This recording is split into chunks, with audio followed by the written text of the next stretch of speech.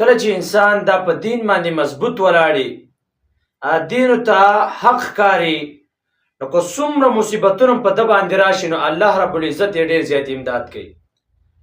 تاسو وګورئ د حضرت ابو جندل رضی الله تعالی عنه دغه رنګې ابو بصیر رضی الله تعالی عنهما دا دواړه هغه صحابه دي چې دوی ډېر زیاتې سختې تېرې کړي دي. پیغمبر علیه الصلاة والسلام د هجرت په شپږم کال باندې د مکې مکرمې ته روان شه د عمرې دپاره. چې کله دی لاړې هلته نو چې د مکې کفار خبر شو نو هغوی ته راووتل مخې ته. هغوی د خپل ذلت ګاڼه چې موږ باندې څنګه اوس پیغمبر راځي، زموږ نه لاړې دې ځای نه هجرت وکړو واپس بیا مکې ته راځي. د پیغمبر علیه الصلاة والسلام خو بهرحال ډېر صحابه و ورسه و. دی وراله هجرت شپږم کالو چې کله دی وراله کفار خبر شو د مکې نو هغوی ته راووتل. دلته صحابه هم ځان تیار کړی و د جهاد دپاره، هغوی هم د جهاد په جنګ په نیت باندې راووتل. خو پیغمبر علیه الصلاة والسلام صلح دا وکړه، ته صلح حدیبیې باندې دا مشهوره ده، صلح یې د هغوی سره وکړه. صحابه دا خوښه نه ګڼله ځکه صحابه ډېر په جوش باندې تللي چې موږ به څنګه دې ومنع کړي د مکې مکرمې نه، موږ خو د دې ځای یو د مکې مکرمې یو، دې به موږ څنګه منع کوي، خو موږ یې سره هجرت کړی دی.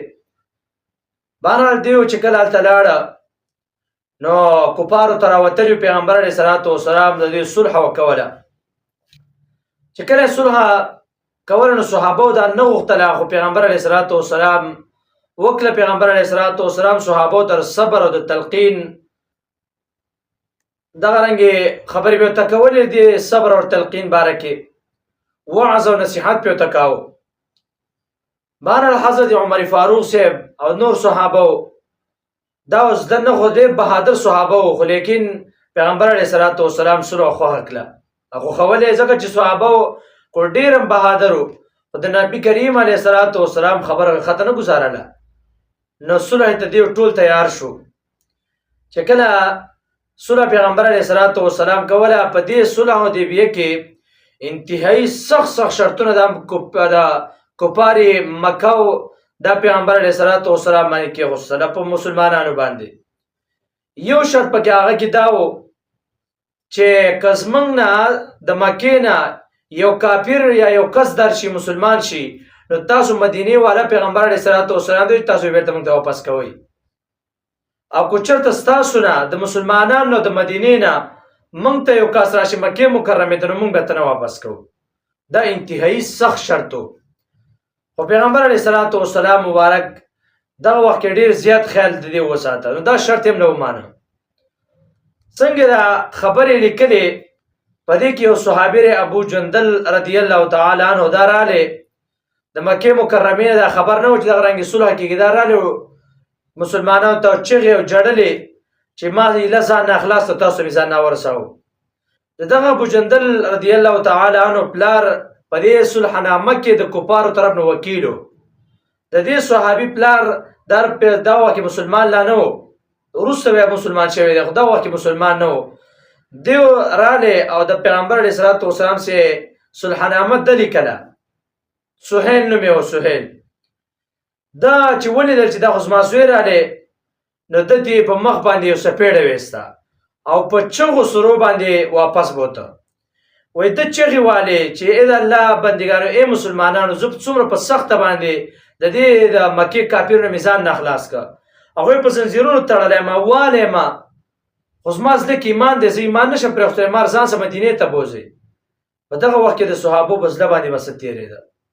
خو ما پیغمبر علیه الصلاة والسلام دې پلار ته یې ویل چې تاسو خو موږ له لیکل نه دي کلي، صلحنامه هم لا نه ده لیکلې، موږ له ابو جندل لا کوي، خو هغه ویل نه موږ ځان سره بوځو، هغې ځان سره بوته. بیا چې کله د صلحنامه وشوه لږ وخت چې تېر شه نو ابو بصیر رضی الله تعالی عنه دا صحابي و، دا مدینې منورې ته راغلی. چې کله مدینې منورې ته راغلی او دی مسلمان شوی او کفار خبر شو دغه شان د ابو بصیر صاحب مدینې ته تللی، دوه کسان پسې د مکې مکرمې نه راغله. چې کله پسې د مکې مکرمې نه راغلی دا دوه کسان راغله، پیغمبر علیه الصلاة والسلام ته ویل چې تاسو خو موږ وعده کړله، صلح هم دسه کړله، چې څوک درلې هغه بیرته واپس مونږ ته رابوځي، مونږ له راکوي. ابو بصیر راغلی مونږ ته واپس کوي. پیغمبر علیه الصلاۃ والسلام ابو بصیر صاحب ته وی تر دې دوه کسانو سره بیرته مکه مکرمه ته واپس شه، زرد چې الله رب العزت ستاره پر صلی راو باسي. هغه زه نشم واپس کېدلی، زه څومره په سخت باندې رالم، هغه به ما څومره سخت دی کړی دي. یا رسول الله زه نشم واپس کېدلی. خو به هر حال د پیغمبر علیه الصلاۃ والسلام تر صبر او دغه رنګې د نصیحت یو ته وکړه او بیرته واپس شه چې مونږ دغه رنګې صلح کله ته واپس شه. چې کله دی واپس شه په لاره باندې تله، دا ډېر خیر و. ابو بصیر صاحب دغه یو کس ته وی، بعضې کسان په صفت باندې ډېر خوشحالېږي، تاسو پته ډېر زیات خوشحالېږي. نو ابو بصیر صاحب د یو کافر ته وی ماشاءالله ډېر ښایسته توره دي، راته راوړه. زه یې وینم څنګه یې چې واخسته، نو ویې زه په توره چلولو کې ډېر ماهر یم. نو ډارېک یې د هغه کس نه سر ووهه چې کوم کس یې توره اخیستې وه، یو کافر نه.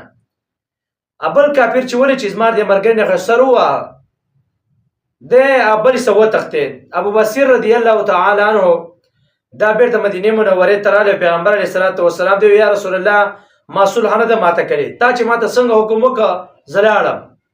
زه خو په سوره کې رانیم، زه خو مکه مکرمه کې وم، زما صلح نشته، ما د خپل قصاص واخیسته او دې زه غیر مسلمه کولم، زه به دې باندې مجبور کولم چې بیرته کافر شوی وي، ما ځکه دا یو ملګری. پیغمبر علیه الصلاۃ والسلام ته وفرمایل وایي ته د جنګ تازه کوونکې بل څوک چې راغلی هغه څه به دې واپس کوم. نو دا صحابي پوه شه چې که بل څوک ما پسې راشي بیا به مې واپس کوي. دا د هغه ځای نه وتښتېد، لاړې د سمندر یوه غاړه وه، هلته یې دېره واچېده، اوسېده د سمندر په غاړه باندې. خوراک څښاک څه بندوبست نه و.